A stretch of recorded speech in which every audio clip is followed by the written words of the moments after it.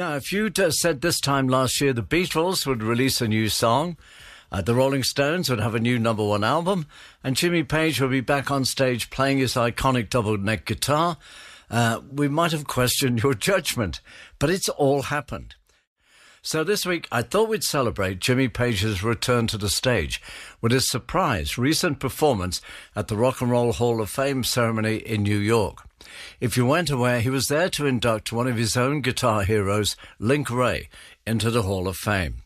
In 2014, Jimmy was my guest on Sounds of the 70s, and we chatted about his ambitious project to remaster the entire Led Zeppelin catalogue, which he'd just completed. In a moment, you'll hear an excerpt when we chat about the third Led Zeppelin album. But I began the interview by asking Jimmy if he needed to take a break in 1970 after the huge success of the first two Led Zeppelin releases. Yeah, and I tell you what, if you looked at Led Zeppelin's schedule of what we were doing each side of this so-called time off, it wasn't very long. The other guys had families too, you know, they had children, and my goodness, we'd worked so hard during 1969. Just looking at the itinerary of the year, it would make one tired to look at it. And you know what? That wasn't even the full picture. There was so much extra that was done. So we really, really deserved a bit of a break in every respect. And we'd sort of cracked America in, I'd say, sort of one tour. The first tour that we went over there, with everything that it just spread like wildfire across the States.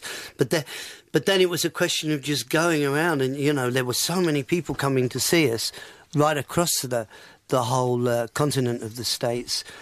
We'd recorded on the road over there in the States. We'd come back and done a bit more Thank You and Living Loving Maid over here, and then gone back and recorded, and it was mixed. And now the point is the album's out, we've done touring around it, and we've got a break.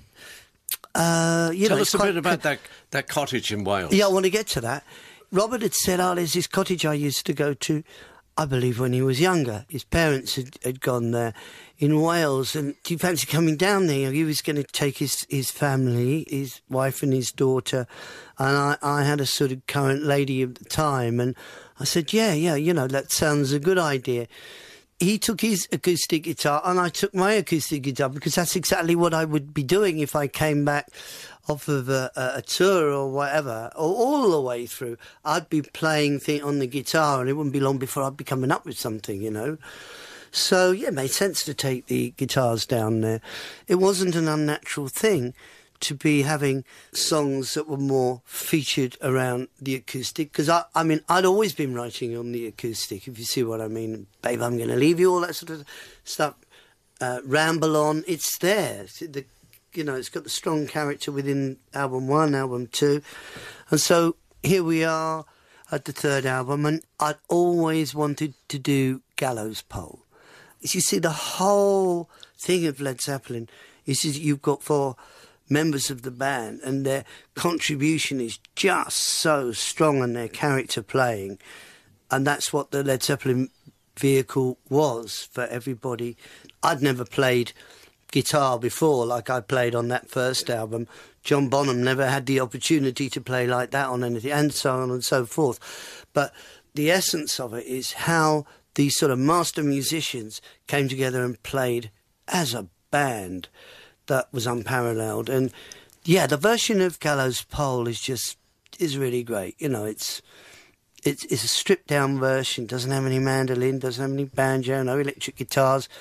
This is it. This is where it's starting from. It's going to get layered along the way to come through to the version that we all know finally.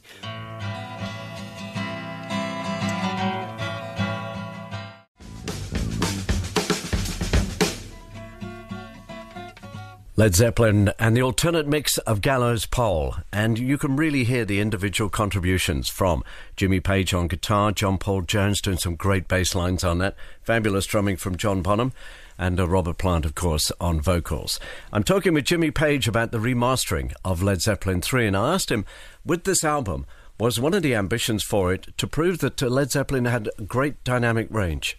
I think that because we had this sort of break, what the recordings were going to be, it was quite clear from the history of the first album and the second album we're in our early days here by approaching the third, but it's a summing up of where we are at that point of time.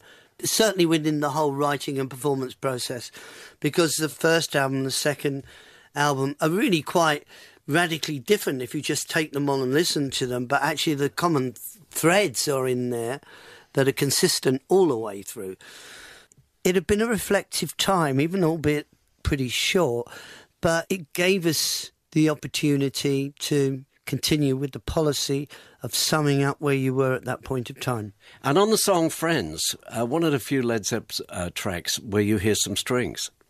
I had the whole structure of Friends before we went into any sort of minor rehearsal, and the rehearsal was done because the first two albums were sort of rehearsed at my house, so I thought, well, go and rehearse up my way.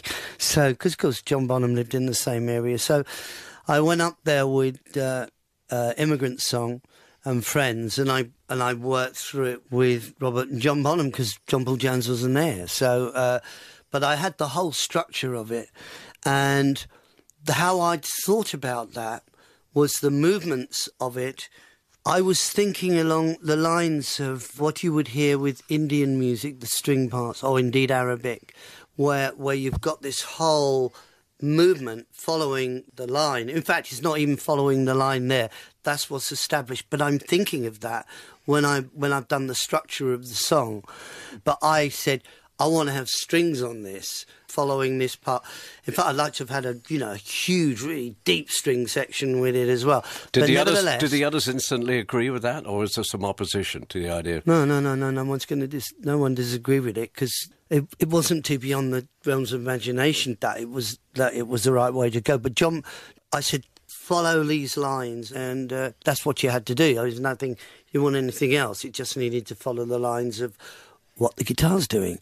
So he went away and scored it, and we just had a quick session with some string players to put that on. And then Celebration Day, classic Led Zeppelin track. What do you recall about that? It's got a very interesting groove to it, Celebration Day.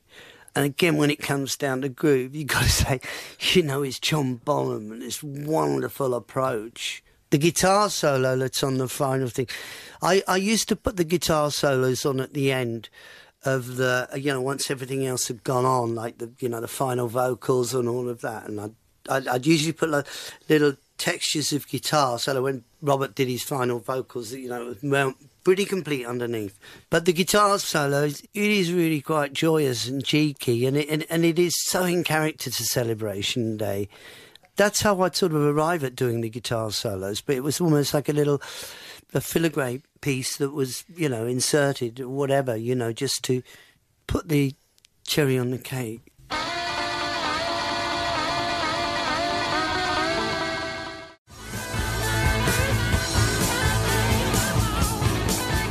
Led Zeppelin there with an alternative version of Celebration Day, as heard on the 2014 companion disc to the band's third album.